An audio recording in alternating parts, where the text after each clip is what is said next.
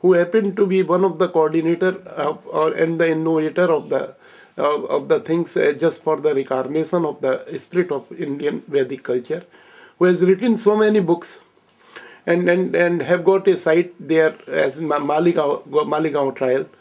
One of the great Hindu innovator, living innovator of the here in this nation, has arrived here at the residence of Yogesh Saxena, Advocate High Court, and he is in my chamber, and as such I am taking some sort of introspections and the achievement which he has committed towards the fulfillment of the objective of having the worthy place of the auspicious Lord Krishna, Lord Ram, at his Janambhumi, Ram Janambhumi, and he was one of the person who has introduced one application on behalf of the Hindu Mahasabha by having the participation in the proceedings of which took place in the Ayodhya trial, and Tripathi ji, आप जो यहाँ पर आए हैं,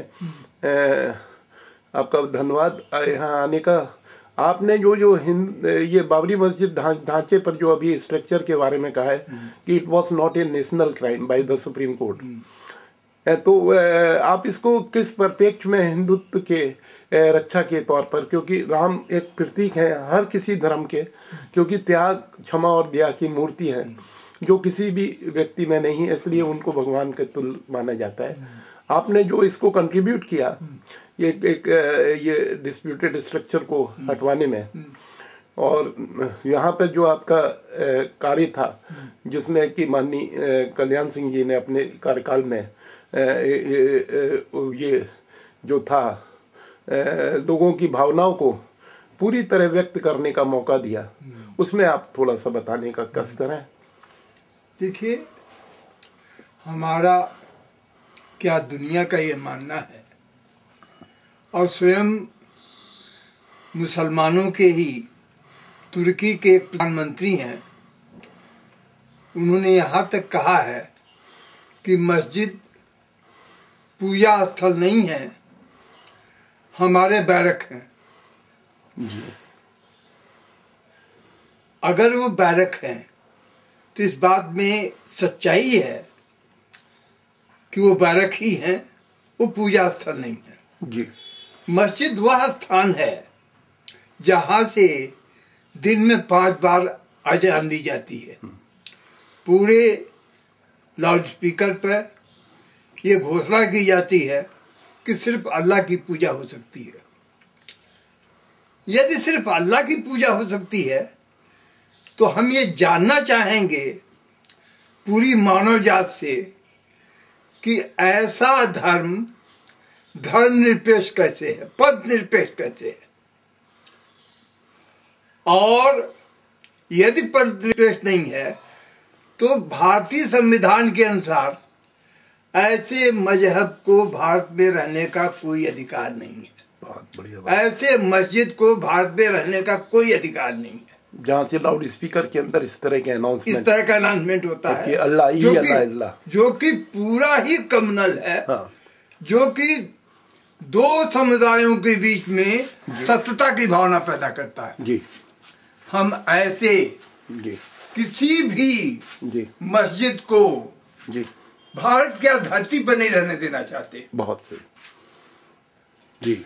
और इसी परिप्रेक्ष्य में जी यह भी बता देना चाहता हूं जी कि हर शुक्रवार को जी नमाज तो जो होती है जी, अजान जो होती है वो तो होती है जी।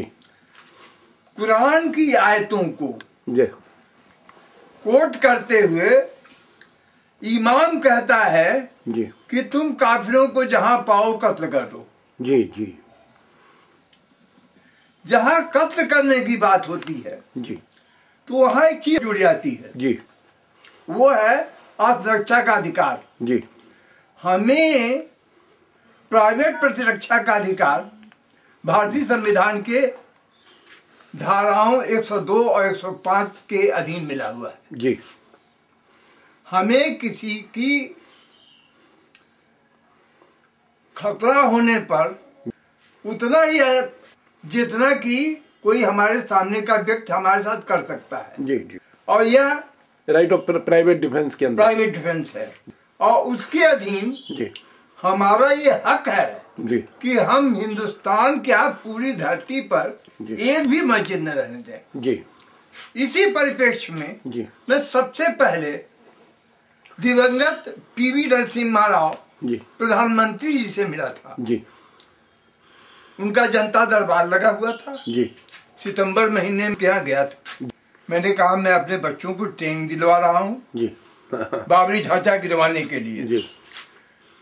अच्छा, नरसिम्हा राव जी से मिले आप? हाँ। अच्छा अच्छा। उन्होंने कहा जी कि आप कुछ लिख के लाए हो। हाँ। मैंने कहा हमारा कोई निजी मामला नहीं है जी, मैं लिख के कुछ नहीं लाया हूँ। जी मैं आपसे 2 मिनट का समय चाहता हूँ। जी जी। नरसिम्हा राव जब प्राइम मिनिस्टर थे? जब प्राइम मिनिस्टर थे तब। ये कब की बात है? ये सितंबर 92 की बात है। सितंबर सन 92 की जी। बात। जी। तो आपको अपॉइंटमेंट मिला उसके बाद प्राइम मिनिस्टर से उन्होंने हमको जी अपने पीए को बुला के कहा, मिश्रा जी एक थे, हाँ कि मिश्रा जी हाँ इनका नाम पता नोट कर लीजिए जी और इनको 2 मिनट का टाइम दे दीजिएगा। हाँ। अच्छा, किस बात के लिए इंटरव्यू था आपका? हमने उनसे ये कहा था कि मैं आपसे अकेले में 2 मिनट बात करना चाहता हूं। राइट। अच्छा अच्छा। जिसको उन्होंने स्वीकार किया जी और अपने पीए को कहा कि इनका नाम पता नोट कर लीजिए जी। नरसिम्हा राव 2 मिनट का टाइम दे दीजिए। नरसिम्हा राव जी को आप पहले से जानते थे? बिल्कुल नहीं जानता था। और आपने किस सब्जेक्ट के ऊपर उनको वो इनवाइट किया? उस समय हमने कुछ नहीं कहा। अच्छा, बस कहा 2 मिनट का समय? बस हमने कहा 2 मिनट का टाइम चाहिए हमको। अच्छा, आप बुजुर्ग हैं और इसकी वजह से आपको ये समय मिल गया, ठीक है। उन्होंने हमें 2 मिनट का टाइम दिया। उसके पहले उनको नहीं पता था कि किस कॉन्टेक्स्ट पर बात किस लिए बात करना चाहते हैं उनको पता नहीं था। बहुत बड़ी बात है जी। तो लगभग 10 बजे रात को मेरे पास करीब 7-8 दिन बाद टेलीफोन आया जी कि आपको 11 बजे रात से 11:02 तक का टाइम प्रधानमंत्री ने दिया है। अच्छा, आप मिलने आ जाइए। अच्छा। तो मैंने कहा मेरे पास कोई समय वाहन नहीं है जी और इस समय बसें भी बंद हैं, मैं इस रात को नहीं आ पाऊंगा। जी। उन्होंने कहा कोई बात नहीं, आप कहाँ बैठे हैं बताइए, हम अपना इंतजाम करेंगे। जी। तो मैंने उनको बताया कि मैं 62 कमला नगर में रहता हूँ। अच्छा, कमला नगर कहाँ पर? कमला नगर दिल्ली। दिल्ली में, जी। तो हमने कहा कि 62 कमला नगर दिल्ली में रहता हूँ जी और ग्राउंड फ्लोर पर ही हूँ जी। अगर आप किसी को भेज सके। उन्होंने भेजा और फिर आपको इनवाइट कर लिया। जो आपने बात की उसके बारे में बताएं। तो हमने जब मैं पहुंचा जी तो जो कुछ भी हमारी जांच हुई जी वो शुरू में ही हुई जी, कमरे से निकलने के बाद। जी। इसके बाद पुलिस सिक्योरिटी में मैं वहां तक ले जाया गया जी। लेकिन वहां किसी रजिस्टर पर हमारे दस्तखत नहीं हुए। अच्छा, यानी राव साहब के रिकॉर्ड में जी कोई रिकॉर्ड नहीं है? कोई रिकॉर्ड नहीं रहा जी कि मैं कह सकूं कि मैं वहां गया हुआ। Right sir. फिर आपने वहां पर बात करी उनसे? हमने जब उन्होंने कहा बोलो क्या बात है, हाँ। मैंने कहा साहब आपने यहाँ माइक्रोफोन लगवाया होगा, मैं आपसे यहाँ बात नहीं करूंगा, मैं आपसे अकेले मिलना चाहता हूँ। तो कहा ठीक है लाल में चलो।